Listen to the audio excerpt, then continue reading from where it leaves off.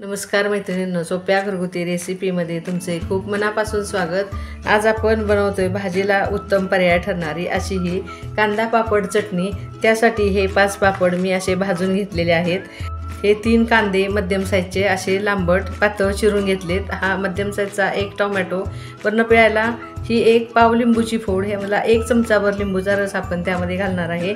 हे भाजलेले साधारण 4 चमचे शेंगदाणे, आवडीप्रमाणे तुमच्या मिरच्या घ्या। ह्या 3 मिरच्या मी घेतलेल्या आहेत, हिरव्या मिरच्या, आणि ह्या 10-12 लसूण पाकळ्या, आणि ही देठासह बारीक चिरलेली कोथिंबीर घेतलेली आहे। चला तर मग आपण ह्या चटणीला फोडणी कशी द्यायची ते बघूया। बघा, आता कढई गरम झालेली आहे, त्यात आपण ही साधारण 2 चमचे तेल ओतून घेतलेलं आहे।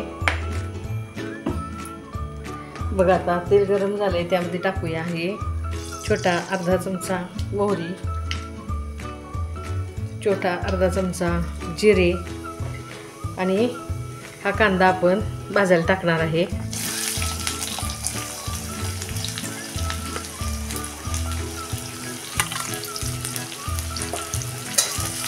गॅसची फ्लेम ही मी मीडियम ठेवली आहे। बघा, आता कांदा आपला चांगला परतून होईपर्यंत आपण ही हिरवी मिरची आणि लसूण पहिल्यांदा ठेचून घ्यायचा आहे।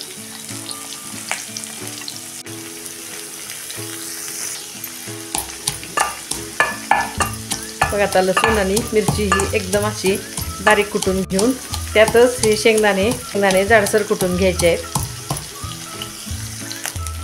बघा, आता कांदा आपला बऱ्यापैकी परतून होत आलेला आहे।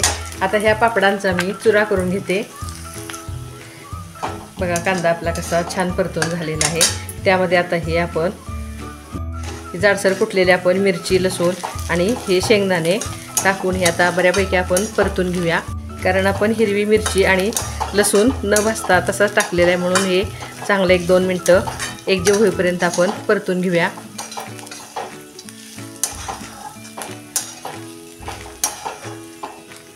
मिरचीचा कच्चापणा कमी होईपर्यंत हे असं परतून घ्या। त्यात आता टाकूया हा 1 टोमॅटो। हा पण मी लांबट चिरून मध्ये त्याला कट दिलेला आहे, कारण चौकोनी फोडी नको। आपला कांदा जसा लांबट आहे तसाच हा टोमॅटो पण ह्या भाजीमध्ये लांबट छान दिसतो।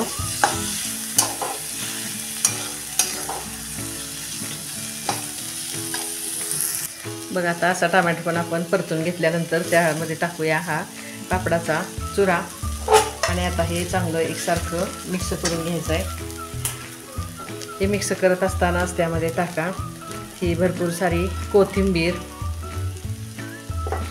आणि वर्ण पिळूया हा लिंबू। आता टाकूया हे चवीपुरतं मीठ। पापडामध्ये आपल्या मीठ असतं, त्यामुळे त्या बेतानंच तुम्ही मिठाचा वापर करा।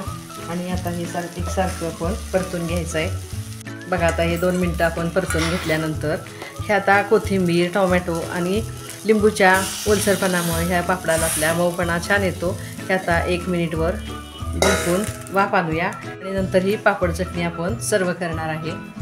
अशी ही कांदा पापड चटणी तयार झाली आहे। बघा, ही रेसिपी तुम्ही नक्की ट्राय करा आणि मला कमेंट्समध्ये कळवा। माझ्या चॅनेलला तुम्ही लाईक, शेअर आणि सबस्क्राईब केलं नसेल तर ते जरूर करा। घरचं खा, निरोगी राहा।